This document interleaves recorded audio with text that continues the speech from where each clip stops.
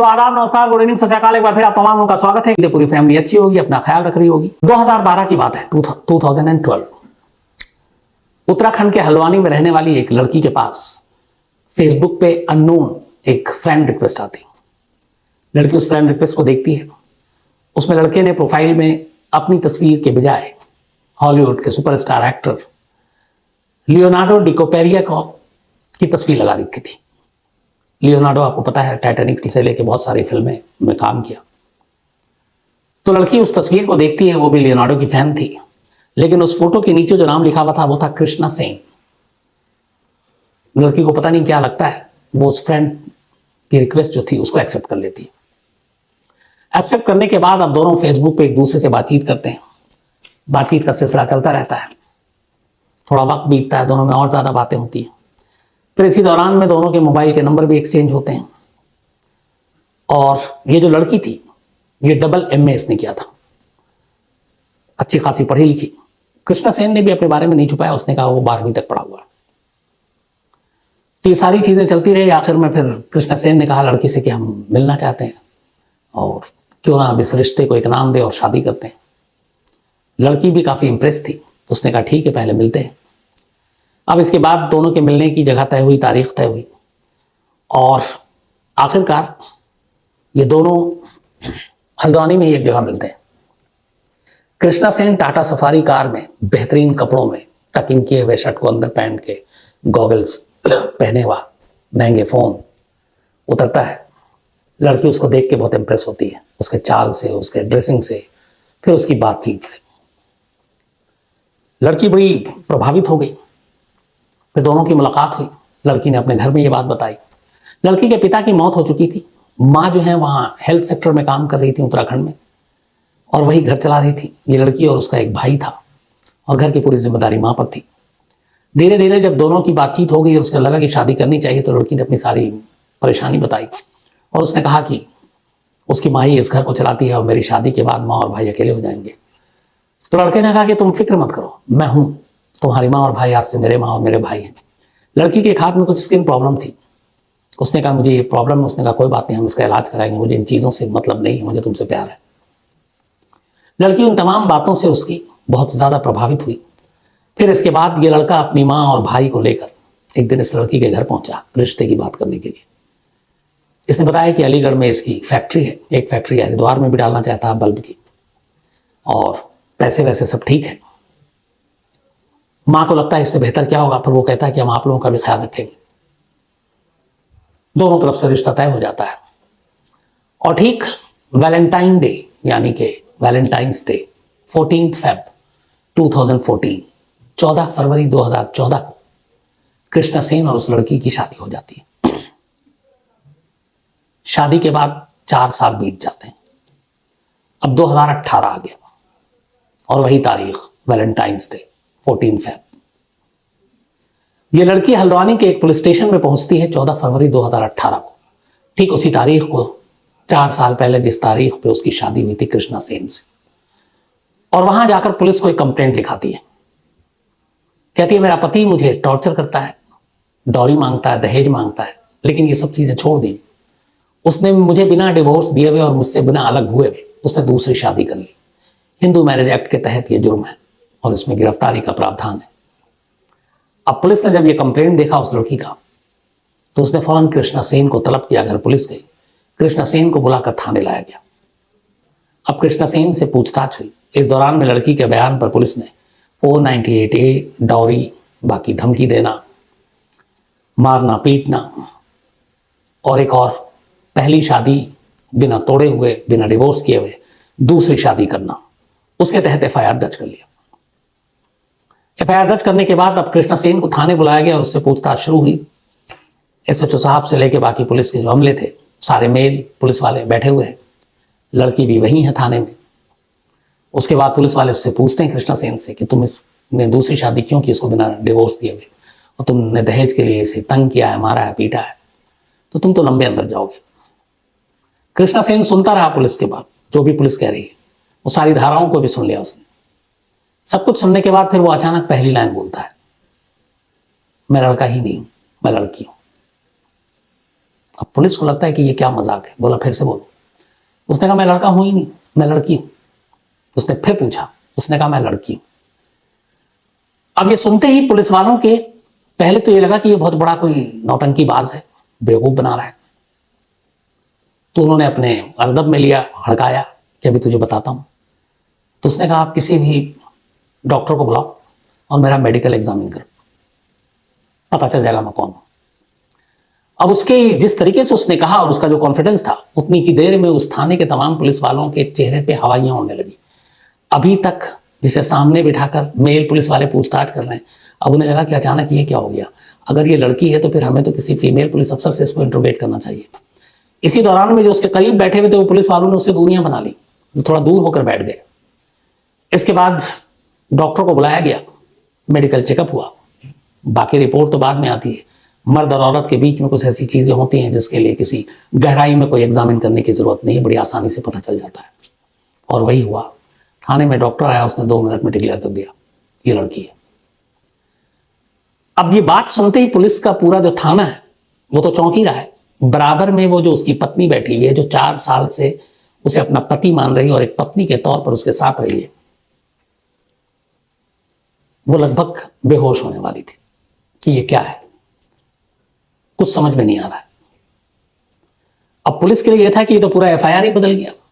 जब वो लड़की है तो ना उस पर 498 ही लग सकता है सेक्शन, न दूसरी शादी की धारा लग सकती है, क्योंकि ये शादी ही जब कानून के दायरे में नहीं आएगा, क्योंकि वो तो लड़की है और लड़की लड़की से शादी कर रही है, लड़का है नहीं।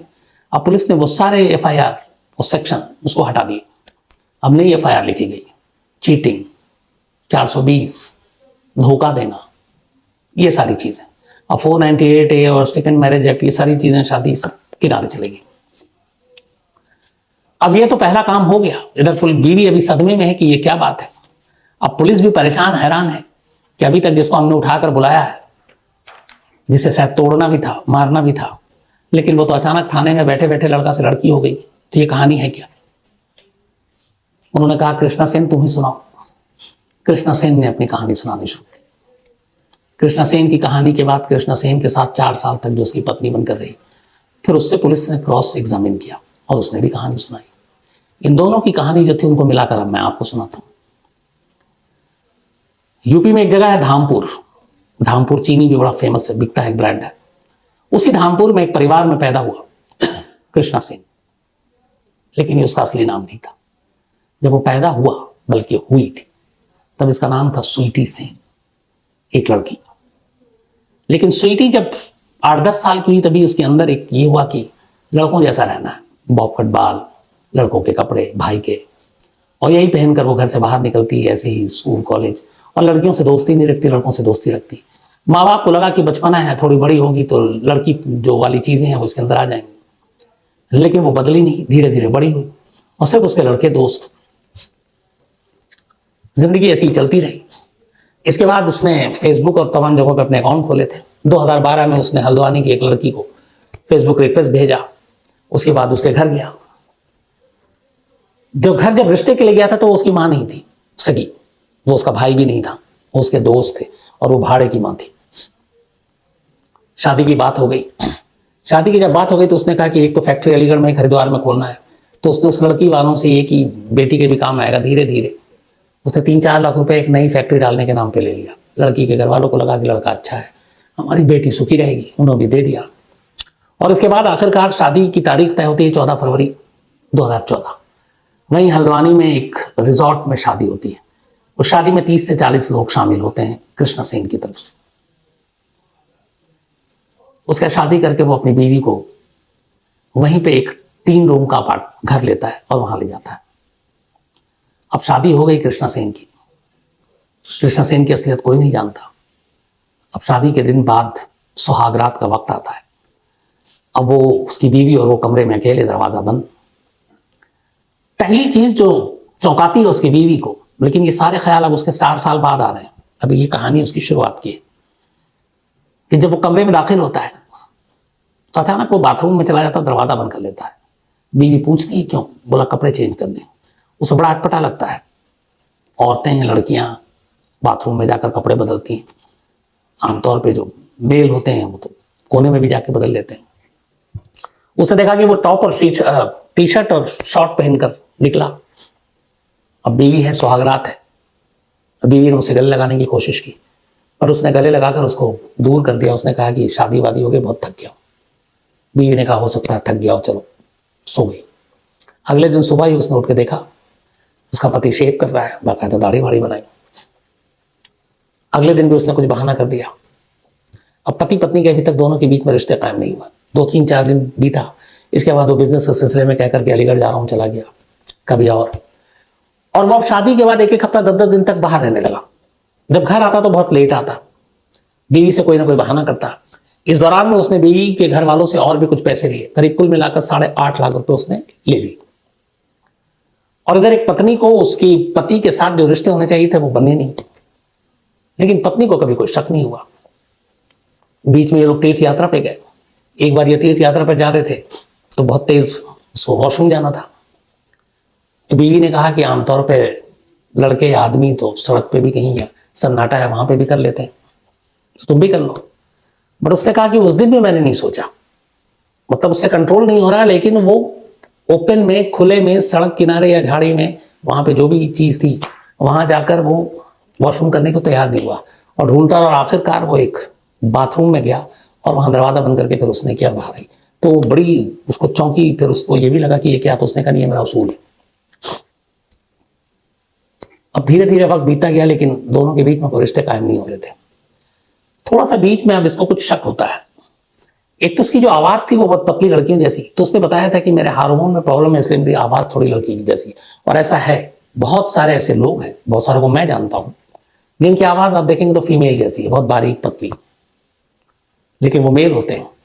अब इसकी आवाज पतली थी लेकिन ये अपने आप को भारी करके बोलने की कोशिश करता था कृष्णा सिंह।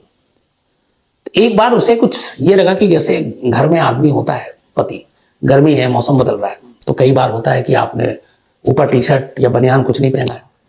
बट इसकी बीवी ने थ्रू आउट उसको कभी नहीं देखा कि ये बिना कपड़ों के हो, तब शॉर्ट तो हो, चलो बनियान नहीं है। कई बार उसने ये भी कहा कि लाइट गई, गर्मी थी, पर वो ऊपर टी शर्ट पहने रहता और अंदर बहुत टाइट बनियान टाइप से पहनता था। एक दिन उसकी बीवी ने कहा कि तुम कभी इस तरह से क्यों नहीं रहते हो जैसे आम लड़के और मर्द रहते हैं, तुम्हें क्या शर्म है?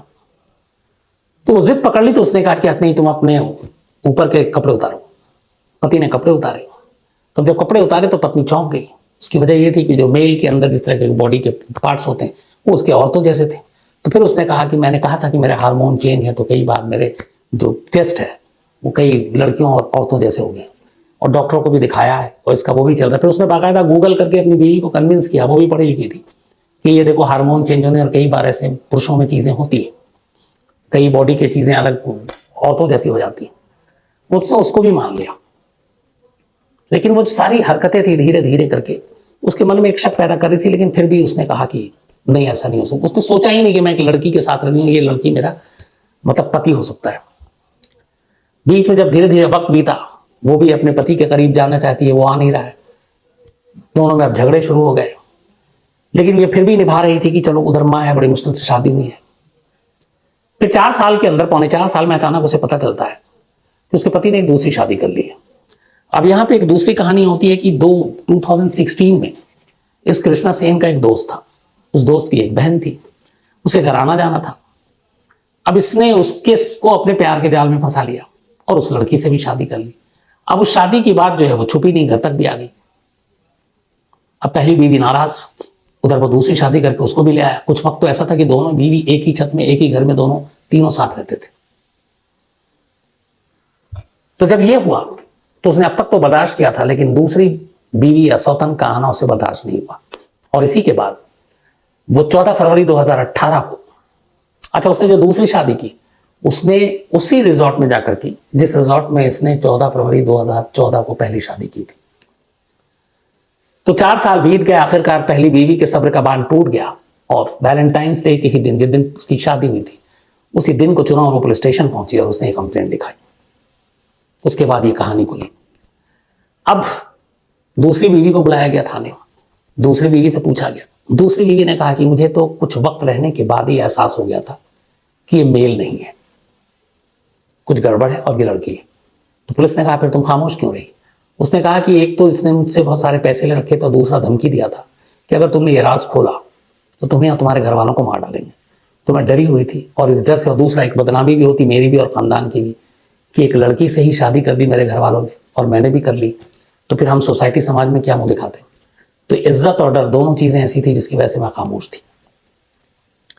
अब जब ये सारी कहानी आई तो सबसे बड़ा सवाल यह था कि एक लड़की आखिर लड़का बनकर 2 लड़कियों से शादी करके क्या हासिल करना चाहता था। पुलिस ने अब कृष्णा सेन उर्फ स्वीटी से यही सवाल पूछा।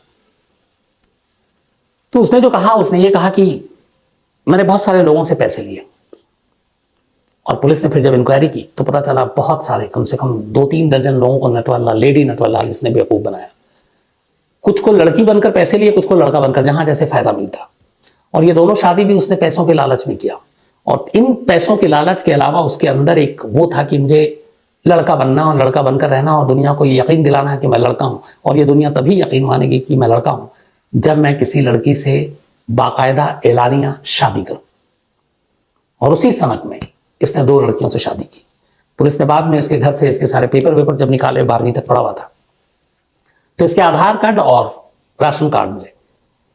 आधार कार्ड में हर जगह इसका नाम कृष्णा सेन, जेंडर मेल, और आधार कार्ड में डेट ऑफ बर्थ है 90 से 93 के बीच की पैदाइश। लेकिन जो पासपोर्ट, वो राशन कार्ड है, उस पर इसका नाम स्वीटी सेन, जेंडर फीमेल। तीनों कैरेक्टर की कहानी सामने आई।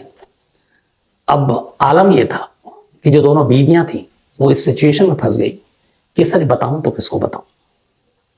ये राज खुल गया और लोगों को पता चला कि एक लड़की की शादी एक लड़की से हुई। 4 साल तक वो उसकी पत्नी बनकर रही और उसे पता ही नहीं चला कि वो मर्द है कि औरत है। दूसरी बीवी के सामने भी यही सिचुएशन कि उसकी शादी हुई और 2 साल तक वो रही और उसे भी नहीं मालूम, हालांकि उसे बाद में पता चल गया। लेकिन समाज और लोगों को, पड़ोसियों को, रिश्तेदारों को पता चलेगा तो क्या कहेंगे।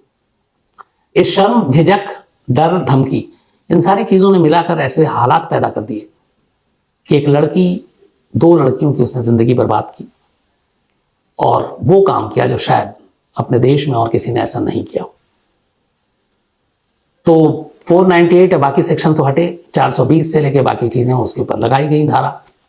लेकिन फिर आखिरी ये भी है कि उसको जेल भेजा गया और बाद में जेल से कृष्णा सेन जमानत पर बाहर आ गया, या यूं कहें कि स्वीटी सेन जमानत पर बाहर आ गई। और वो दोनों लड़कियां अपने आप को अब उसकी परछाई से और इस सच्चाई से, इस कहानी से दूर रखना चाहती हैं। और इसीलिए हम सब सभी का भी फर्ज है। मैंने उन दोनों लड़कियों का नाम शुरू से आखिर तक इसलिए नहीं लिया क्योंकि उनके सामने भी पूरी जिंदगी पड़ी है, अभी उनकी उम्र भी इतनी नहीं है, तो दोबारा घर बसा सकती हैं, दोबारा नई जिंदगी शुरू कर सकती हैं। और ऐसी चीजें जब पता चलती हैं, तस्वीरें लोग देखते हैं, नाम सुनते हैं, तो फिर दूसरों पे हंसना बहुत आसान होता है। तो ऐसे लोगों की कमी नहीं है जो हंसेंगे भी, मजाक भी उड़ाएंगे। लेकिन यहाँ ये देखिए कि इनका कोई कसूर नहीं था और उसने अपने आप को जिस तरीके से पेश किया, वैसे ही लड़कों की तरह कपड़े पहनना, वैसे ही बाल बनाना, गॉगल्स पहनना, सफारी गाड़ी को उस तरीके से ड्राइव करना जैसे मेल चलाते हैं, तो उसके पूरे हाव भाव, चाल चलन, बोलने, उठने, बैठने, हर चीज में एक लड़के वाली बात झलकती थी। तो कभी किसी को शक नहीं हुआ और इसी का फायदा उठाकर एक लड़की अपने आप को लड़का बताकर 2 लड़कियों से शादी करके 4 साल तक बेवकूफ बनाता रहा। एक मुझे याद है, इसी क्राइम तक कहानी में मैंने पहले सुनाया था, एक जासूस था जो शायद 30-35 साल तक, बल्कि 15-20 साल तक वो बीवी बनकर रहा, और जबकि वो मेल था और उसके पति को एहसास ही नहीं हुआ कि मैं जिसके साथ इतने सालों से हूं वो मेल नहीं बल्कि फीमेल नहीं बल्कि मेल है। तो दुनिया में ऐसी कहानियां भरी पड़ी हुई हैं जो चौंकाती हैं। तो आज कहानी में